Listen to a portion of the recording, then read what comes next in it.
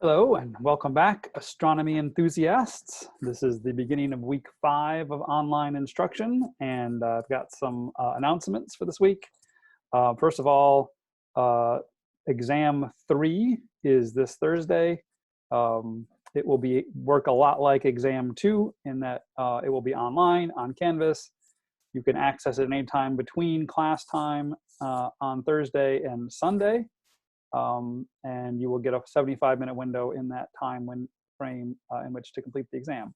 It is open note, it's open book, it's open internet resources. The only thing it's not open is other people.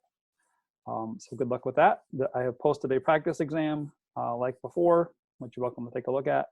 I'll have office hours this Tuesday and Wednesday if you want to stop by and chat or ask me questions. So today we should look at the astronomy picture of the day. Yes? Sure. Here it is, today's astronomy picture of the day. It is a star forming region, as you can see. Lots of bright nebulosity. It's been hollowed out in the middle by these bright stars in the center.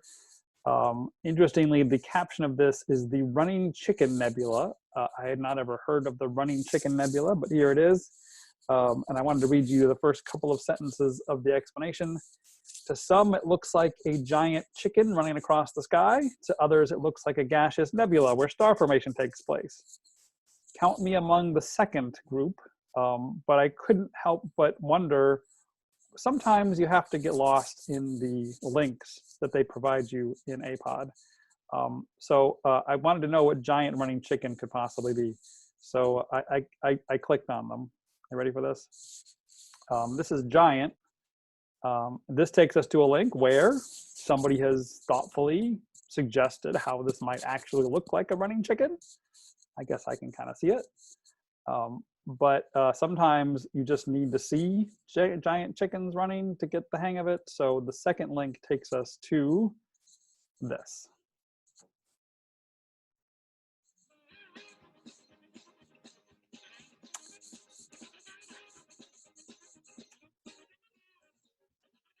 It's magical.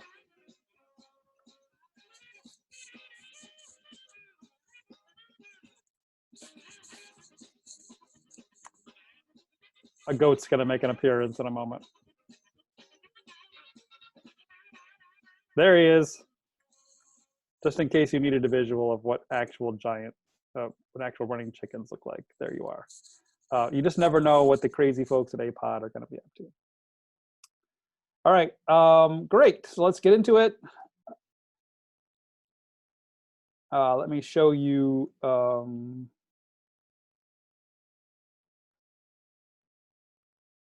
here we are. Today's review question. I have a class action for you, so let me share that with you as well. And we can go through the questions on the class action. Here we go. So this is about rotation curves.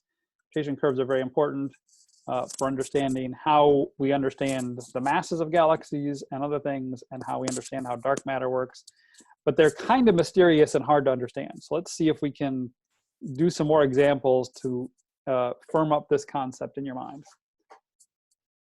So I'm going to show you a couple of different scenarios, 4 of them in fact, and I want you to match up what the rotation curve would look like for this particular object. Remember, rotation curves are how fast things are moving around something as a function of how far they are away from the center of that thing. So take a quick moment, examine this scenario, and think which of A, B, C, or D you think closely best matches the rotation curve of this odd carousel. Go ahead and pause if you'd like and think about it. Okay, let's talk about the answer now. Again, we want to know rotation speed, how fast it's moving around, as a function of distance from the center. And so you've got 4 tracks here, 1, 2, 3, and 4, and you've got 4 locations on each one of these graphs. Great, so we can't eliminate any of them based on that. Which one is moving the fastest? Maybe that will tell us, maybe that will let us eliminate some of the possible answers. Well, 1's moving pretty fast, 2's moving pretty slow, 3's moving pretty fast, 4 is moving pretty slow. Between 1 and 3, which one do you think is moving fastest? It's kind of hard to tell, actually. They're close, 1 and 3. 1 is making a smaller loop and in a less amount of time, but 3 has a lot further to go. And it kind of looks like these horses in lap 3 are moving faster than the lap 1 ones, but they're close. So let's see which ones have lap 3, lane 3 moving the fastest.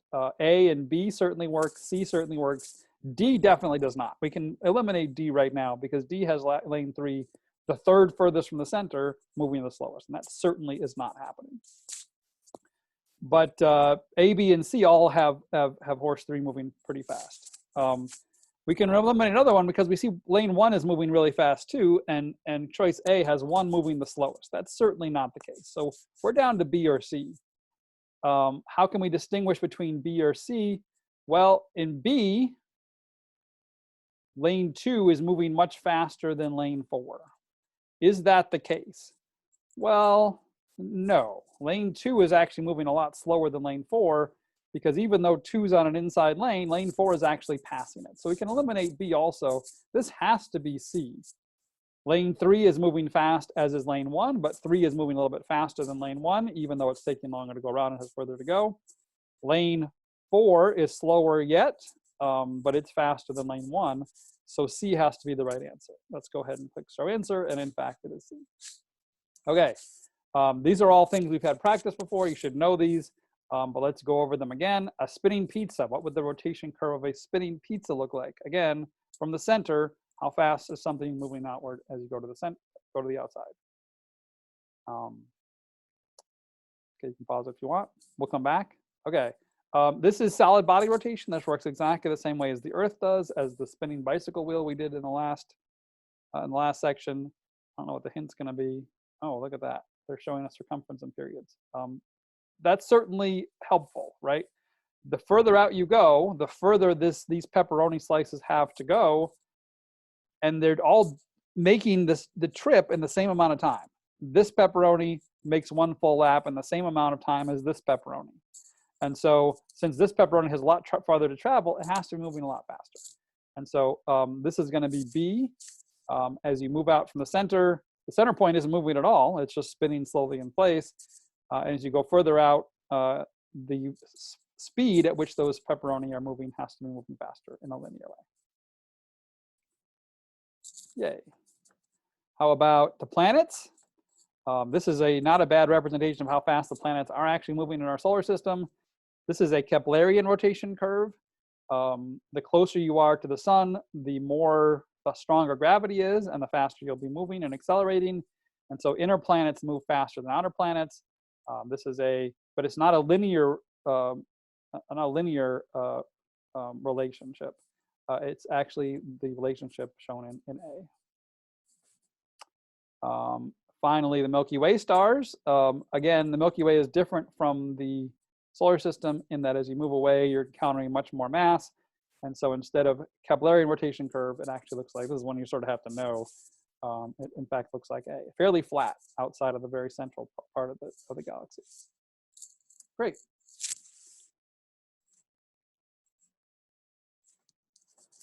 So where were we leaving off last time? Let me go back to our PowerPoint. Hey, there we go. So we left off with this image where we were looking at the Hubble Ultra Deep Field and looking at some of the various kinds of galaxies that are contained within it. And we broke them up, and we do break them up into 3 different kinds of galaxies. In general, there are spiral galaxies, there are elliptical galaxies, and then there are irregular galaxies. So let's talk a little bit more about these 3 kinds of galaxies and what characterizes them. So here's a disk galaxy. We've already talked a lot about a disk galaxy, the Milky Way. I don't want to go too much into it, but disk galaxies are characterized by having both a disk component, where stars are rotating in a constant direction with fairly circular orbits in a single plane, and a spheroidal component, the bulge and the halo in particular, where you don't have, you have more randomly oriented and directioned and elliptical orbits. We can use the colors of galaxies to give us some hints about what's going on as well. Remember that very massive, most of the light that's coming from these spiral galaxies is coming from the hot, very massive, very young stars. And those are very hot and therefore very blue. And so anytime you see blue in these kinds of galaxies, you're seeing ongoing star formation. These stars won't last very long. They will not last anywhere near enough time to move even all the way around the galaxy once, only a short time before they burn themselves out and go supernovae and are gone. So you can tell the relative ages of populations of stars. A very red looking population must be a very old population. A very blue population must be very young and indicate ongoing star formation. So you can almost look at the colors of galaxies and tell what kinds of things are going on. Disk galaxies tend to have lots of active star formation and to have regions where there are young hot blue stars and other regions where there are far less, like in the bulge and the halo.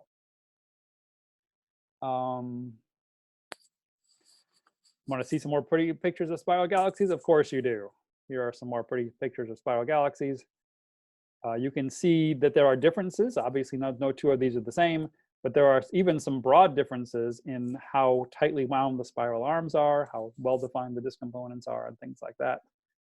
Here are some more. Edge-on, you might see the orientation matters, obviously, and what you're going to see. If you see that same thing sort of edge-on, you might see something like this. This is a nice, this is one of my favorite galaxies, the Sombrero galaxy, because it looks kind of like a sombrero. Very prominent dusty lane in the disk of the galaxy. Here's a typical spiral galaxy seen edge-on. Interestingly, not all spiral galaxies look alike. Some of them, I already mentioned that, but some of them are very different. Some of them have bars. This is a barred spiral galaxy. Barred spiral galaxies are characterized by having a bar that goes straight through the center. So instead of the spiral arms spiraling all the way to the center of the galaxy, they emanate from the ends of a bar that goes through the center of the galaxy, a straight bar that goes to the center of the galaxy. It looks like that. These bars can vary in size and shape. Here are some more barred spiral galaxies. You can see the bar there, and you can see the bar there. And these can come in also varieties of galaxies where the spiral arms are fairly tightly wound, and those where they're very loosely bound, and everything in between. Okay, so that's spiral galaxies. Elliptical galaxies are much more boring, right? They don't have a disk component. There's almost no gas or dust. And you can see these are almost always very red, indicating that there's no active star formation going on at all. You need that dusty, gassy stuff to make stars, and these galaxies just don't have them. They've already gone through all of that. They've used up all their gas, and there's only older stars in these galaxies. And you can tell that just by looking at the color. We call them elliptical galaxies because they just look like elliptical distributions of stars, no matter how you look at them, no matter what orientation. They only have this spheroidal component. They don't have a disk component. Here are some pictures of elliptical galaxies. Again, these are the foreground galaxies, although you can see elliptical galaxies in the background in all of these pictures as well. They're not all round. You can see some of these have some quite elliptical shapes to them. Here are a couple of pictures of a couple of dwarf elliptical galaxies. Obviously not this one in the middle. This is the Andromeda galaxy, but the Andromeda galaxy is orbited, has satellite galaxies of two dwarf elliptical galaxies. There's one, and there's one. Interestingly, spiral galaxies all have, within factors of 5 to 10, all the same mass and luminosity and structure. These elliptical galaxies can vary by many orders of magnitude in size. Some of the smallest galaxies in the universe are ellipticals, and some of the biggest galaxies in the universe are ellipticals. So there's much more range in the size that these elliptical galaxies can be. And these are a couple of small ones that orbit the Andromeda galaxy. there is a kind of a hybrid, like galaxy. Lenticular galaxies are kind of like hybrid sort of crosses between spirals and ellipticals. They tend to have some sort of observed disk component like this one, although if you were to, it looks mostly just like an elliptical galaxy. So this is kind of the bridge between the two, because galaxies don't always fit into nice, easy to categorize things. I'm not sure why this one's called a lenticular galaxy. It has a lot of dust and looks like a disk, but it does have a huge spheroidal, much bigger spheroidal component than most normal galaxies do. So I was having a hard time finding good pictures of lenticular galaxies, but these are both classified as lenticulars. Finally, the last type of galaxy is an irregular galaxy. These are things that don't fit either the elliptical or spiral categories. Basically anything else. If it doesn't fit into the spiral or elliptical or lenticular box, you put it in irregular. This is an example of a satellite galaxy of the Milky Way called the, one of the Magellanic Clouds. I'm not sure which one, probably the large Magellanic Cloud, but it could be a small one. And this kind of looks like a spiral. It doesn't have a disk component, and it would be an elliptical galaxy, but there's all these dust and star forming regions going on. So this does not fit your typical definition of elliptical galaxy. It's just a dwarf regular galaxy. But these things can have any shape at all, literally. So these kinds of things happen from galaxy mergers, all kinds of crazy irregular galaxies going on here. Okay, great. And I will come back in the next video and talk about how Hubble tried to make a diagram that would explain how all of these galaxy morphologies work. So stay tuned.